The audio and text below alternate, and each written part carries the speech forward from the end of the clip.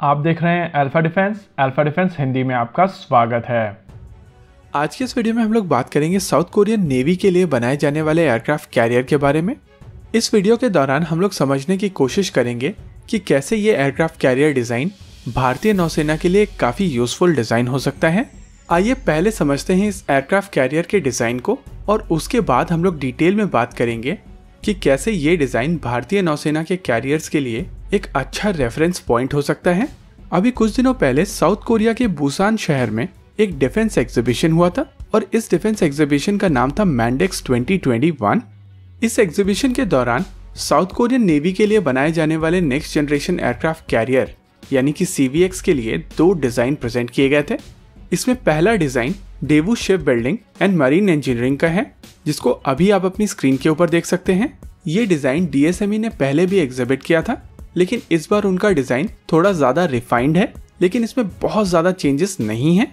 वहीं इसकी तुलना में Hyundai हेवी इंडस्ट्रीज का जो डिज़ाइन है वो काफ़ी ज़्यादा यूनिक है। इस डिज़ाइन में फ्यूचरिस्टिक रिक्वायरमेंट्स को ध्यान में रखा गया है। आइए देखते हैं इन दोनों डिज़ाइंस को एक एक करके। पहले देखते हैं Daewoo ship building and engineering limited के डिज़ाइन को। अभी जो आप अपनी स्क्रीन के ऊपर डिज़ाइन देख रहे हैं ये इस शिप का पुराना डिज़ाइन है जो DSME की तरफ से पहले एग्जिबिट किया गया था। और अभी जो आप अपनी स्क्रीन के ऊपर देख सकते हैं ये डिज़ाइन मैडेक्स 2021 में डिस्प्ले किया गया था। अगर इन दोनों डिज़ाइंस को कंपेयर किया जाए तो इस शिप की डिज़ाइन में बहुत ज़्यादा चेंजेस नहीं किए गए हैं। माना जा रहा है कि इस शिप का डिस्प्लेसमेंट 38,000 टन्स का होगा। साथ ही इस शिप की मैक्सिमम स्पीड 27 नॉट्स की होगी। इसके ऊपर 1400 सेलर्स का क्रू होगा। इस शिप के हैंगर में 12 यानी कि 12 F-35B रखे जा सकेंगे। वहीं फ्लाइट डेक के ऊपर 16 यानी कि 16 F-35B रखे जा सकेंगे। इस शिप के डिज़ाइन को बनाते हुए ड्रोन से अटैक को ध्यान में रखा गया है और इसी वजह से इसमें एंटी ड्रोन फीचर्स होंगे। ये कैरियर किसी भी प्रकार के हेलीकॉप्टर्स को कैरी करने में सक्षम होगा। इस कैरियर के ऊपर 9 हेलीकॉप्टर स्पॉट्स हैं, यानी कि किसी भी गिवन पॉइंट ऑफ टाइम पर इस एयरक्राफ्ट कैरियर के डेक के ऊपर से 9 यानी कि 9 हेलीकॉप्टर्स एक साथ टेक ऑफ कर सकते हैं। साथ ही ये डिज़ाइन काफ़ी ज़्यादा मॉड्यूलर है, यानी कि ये 38,000 टन डिस्प्लेसमेंट वाला शिप 45,000 टन डिस्प्लेसमेंट तक ले जाया जा सकता है। लेकिन Hyundai हेवी इंडस्ट्रीज की तरफ से जो डिज़ाइन प्रेजेंट किया गया था उसमें वाव फैक्टर था। ये काफ़ी यूनिक डिज़ाइन है और इसको काफ़ी ज़्यादा फ्यूचरिस्टिक रिक्वायरमेंट्स को ध्यान में रखते हुए बनाया गया है। इस शिप का डिस्प्लेसमेंट 30,000 टन ही रखा गया है, यानी कि DSME की डिज़ाइन की तुलना में इस शिप का डिस्प्लेसमेंट कम है। लेकिन बावजूद उसके ये शिप 16 से 20 F-35B कैरी करने में सक्षम होगा।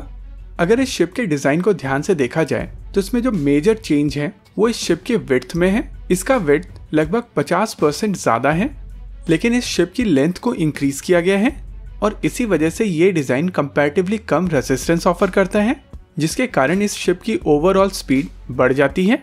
इस शिप के डिज़ाइन में एक और इंटरेस्टिंग चीज़ ऐड की गई है, यह है 2 थ्रस्टर्स।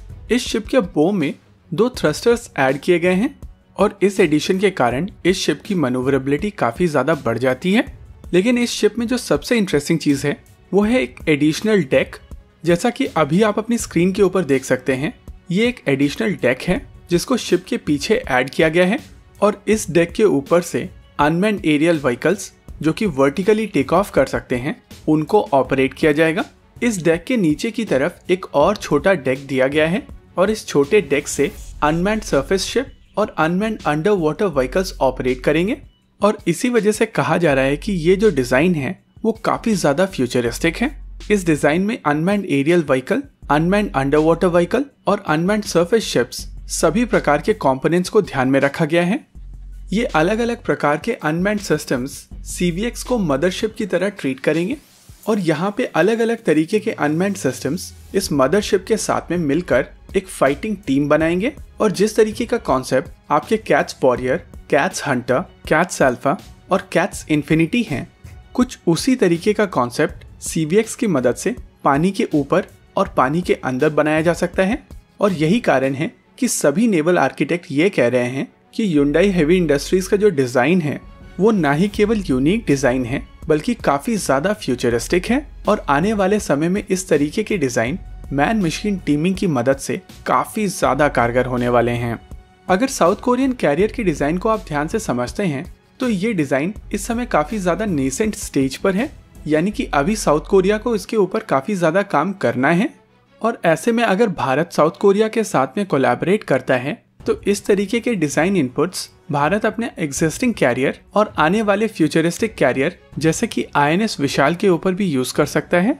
स्पेशली जो मैन मशीन टीमिंग वाला कॉन्सेप्ट है वो भारत के लिए काफ़ी ज़्यादा यूजफुल रहने वाला है और भारत को साउथ कोरिया के साथ में मिलकर इस चीज़ को एक्सप्लोर करना चाहिए। वैसे अगर भारत इंडिविजुअली इस चीज़ को एक्सप्लोर कर सकता है तो वो भारत के लिए बेस्ट केस सिनेरियो हो सकता है, लेकिन जिस तरीके से नेवल वॉरफेयर आगे बढ़ रहा है उस चीज़ को ध्यान में रखते हुए भारत को मैन मशीन टीमिंग के ऊपर काम करना पड़ेगा। और इसी वजह से चाहे एग्जिस्टिंग कैरियर हो या आने वाले फ्यूचरिस्टिक कैरियर, इन सभी सिस्टम्स के साथ में ये man machine teeming concept implement करना पड़ेगा और तभी आपके एसेट्स फ्यूचर प्रूफ होंगे। अगर साउथ कोरिया की शिपिंग इंडस्ट्री की बात की जाए तो साउथ कोरिया के पास में शिप बिल्डिंग का काफ़ी अच्छा एक्सपीरियंस है। हालांकि साउथ कोरिया ने इससे पहले कोई एयरक्राफ्ट कैरियर नहीं बनाया है, लेकिन उनकी कमर्शियल शिप बिल्डिंग काफ़ी ज़्यादा यूनिक है और बहुत ज़्यादा रेस्पेक्टेड है। इस चीज़ को देखते हुए साउथ कोरिया का जो एक्सपीरियंस है वो भारत के काम आ सकता है। वहीं जब भी आप एक फ्यूचरिस्टिक रिक्वायरमेंट के ऊपर रिसर्च करते हैं और आपको इस रिसर्च के ऊपर आपका एक पार्टनर ज्वाइन करता है तो इसके कॉस्ट बेनिफिट के साथ साथ टेक्नोलॉजिकल बेनिफिट्स भी हैं, क्योंकि यहाँ पर दो से ज़्यादा तरीके की एक्सपर्टाइज एक नए सिस्टम के ऊपर जा सकती है और इसी वजह से ओवरऑल जो फाइनल सिस्टम निकल कर आएगा उसमें दोनों पार्टनर्स की एक्सपर्टाइज होती है और इसी वजह से ये सिस्टम काफ़ी ज़्यादा यूनिक, केपेबल और आपकी रिक्वायरमेंट के हिसाब से कस्टमाइज होता है। और ऐसी स्थिति में अगर भारत और साउथ कोरिया मिलकर कोलैबोरेट करके ये नए डिज़ाइंस के ऊपर काम करते हैं तो जो एंड प्रोडक्ट होगा वो एक विन विन सिचुएशन होगी। यहाँ पर दोनों पार्टनर्स एक दूसरे की कैपेबिलिटी से एडवांटेज हासिल करेंगे, साथ ही ओवरऑल रिसर्च के ऊपर आपका खर्चा कम हो जाएगा, यानी कि फाइनल डिज़ाइन काफ़ी ज़्यादा इकोनॉमिकल हो सकता है। वैसे यहाँ पर एक चीज़ और समझना ज़रूरी है कि भारत की फ्यूचरिस्टिक रिक्वायरमेंट साउथ कोरिया की तुलना में काफ़ी ज़्यादा डिफरेंट है। भारत को एक कैटोबार टाइप का एयरक्राफ्ट कैरियर चाहिए। ये एयरक्राफ्ट कैरियर 65 टन डिस्प्लेसमेंट वाला एक फुल फ्लेज एयरक्राफ्ट कैरियर होगा। वहीं पर अगर साउथ कोरियन रिक्वायरमेंट को देखा जाए तो ये रिक्वायरमेंट 30,000 टन से लेकर 38,000 टन डिस्प्लेसमेंट वाली रिक्वायरमेंट होगी। और इसी वजह से जिस चीज़ को लेकर हम लोग यहाँ पर कॉपरेशन की बात कर रहे हैं या पार्टनरशिप की बात कर रहे हैं वो मैन मशीन टीमिंग है। साउथ कोरियन डिज़ाइन में काफ़ी ज़्यादा मैन मशीन टीमिंग के ऊपर ध्यान दिया गया है और ऐसे में साउथ कोरिया के साथ में जिस चीज़ को लेकर कोलैबोरेट किया जा सकता है वो यही चीज़ है। और अगर इस तरीके की टेक्नोलॉजी भारतीय INS विक्रमादित्य, INS विक्रांत और आने वाले INS विशाल पर इंक्लूड किया जाता है तो इनकी क्षमताओं में काफ़ी ज़्यादा बढ़ोतरी होगी। इसी के साथ आज के इस वीडियो में रखते हैं केवल इतना ही। वीडियो को अंत तक देखने के लिए धन्यवाद। देखते रहिए अल्फा डिफेंस। जय हिंद।